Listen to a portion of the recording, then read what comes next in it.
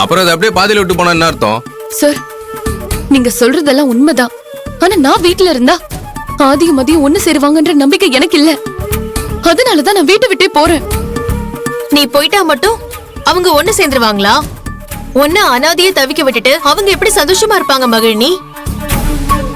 எனக்கு என்னமோ நீ இன்னும் என் தம்பிய மறக்க முடியாம தவிக்கிற மாதிரி தோணுது. அதனாலதான் அவன் கண்ணு முன்னாடி இருக்க முடியாம எஸ்கேப் ஆகணும்னு நினைக்கிறேன். கரெக்டா? உங்க இஷ்டத்துக்கு பேசாதீங்க சார். என் மனசுல என்ன இருக்குன்னு உங்களால புரிஞ்சுக்கவே முடியாது. அப்படி சொல்லிதான் நீ எல்லாரையும் ஏமாத்திட்டு இருக்க. ஆரம்பத்துல என் தம்பியை ஏமாத்தின, இப்ப நீ மதிய ஏமாத்திட்டு போற. சரி, நீ போயிட்டா அத மதியில தாங்கிக்க முடியும்னு நினைக்கிறியா? அது எனக்கும் தெரியும். ஆனா வேற வழியே இல்ல. நான் போயிட்டா கொஞ்சம் கொஞ்சமா என்ன மறந்து தானே ஆகணும். அதுக்கப்புறமாவது ஆதியும் மதியம் புருஷன் பொண்டாட்டியா குடும்பம் நடத்துவாங்க. அது எனக்கு போதும். உன்ன புத்திசாலி பொண்ணு நினைச்ச மகிழினி, ஆனா இப்படி ஒரு முடிவெடுக்கிறியே. நீ இங்க இருக்கிற வரைக்கும் மதிக்கு பாதுகாப்பா இருந்த. நீ போயிட்டா அவளுக்கு என்ன நடக்கும்னு தெரியவே தெரியாது. ஏற்கனவே மதி ஆக்சிடென்ட் ஆகி அவ ரொம்ப கஷ்டப்பட்டுட்டா.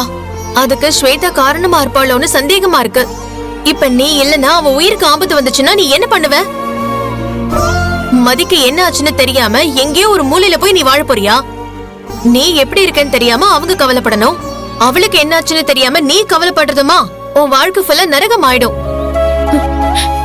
நான் சொல்றத கேளு மகிழினி. நீ மறுபடியும் எங்க கூட வீட்டுக்கு வா. நீ இருந்தாதான் அத்தையோ ஸ்வேதாவையோ சமாளிச்சு மதிய ஆதி தம்பி கூட சேர்ந்து வாழ வைக்க முடியும். இங்க பாரு, நீ போயிட்டனா அவங்க 2 பேரும் சேர்ந்து மதிய வீட்டு விட்டே துரத்திடுவாங்க.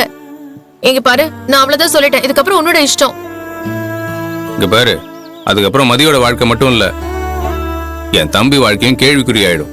அதுக்குதான் சொல்றேன், நீ உண்மையிலேயே அவங்க சேரணும்னு நினைச்சா நீ இப்பவே கிளம்பி என் கூட வீட்டுக்கு வா. நான் வீட்டுக்கு வந்து என்ன பண்றது? மதி நான் சொல்றத கேட்கவே மாட்டேங்கிறா. என்ன பார்க்கும் போதெல்லாம் அவ எனக்கு துரோகம் பண்ணிட்டு தான் நினைச்சிட்டு இருக்கா. அந்த எண்ணம் தான் அவளை ஆதியோட சேர விடாம பண்ணுது. அதுக்கு நான் காரணமா இருக்கணுமா? நீ நினைக்கிறது தப்பு மகிழினி. எங்க 2 பேருக்கும் கல்யாணம் ஆகி 5 வருஷம் ஆகியும் குழந்தை இல்ல. அதுதான் அத்தைக்கு பெரிய கவலையா இருக்கு. ஆதி தம்பிக்கும் மதிக்கும் ஒரு குழந்தை உண்டானா போதும்.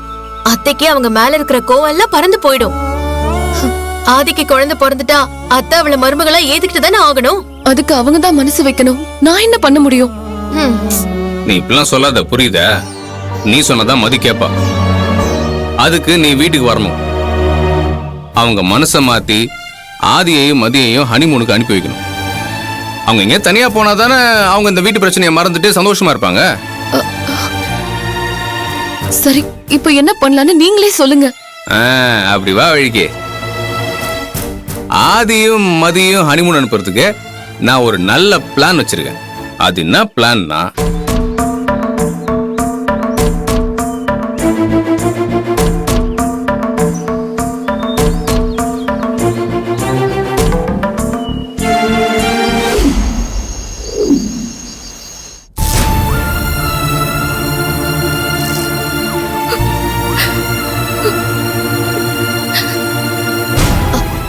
ஸ்லோவா கையை ஸ்ட்ரெச் பண்ணு. அப்படிதான். ஓகே, கை சரியாயிடுச்சு மதி. You don't worry.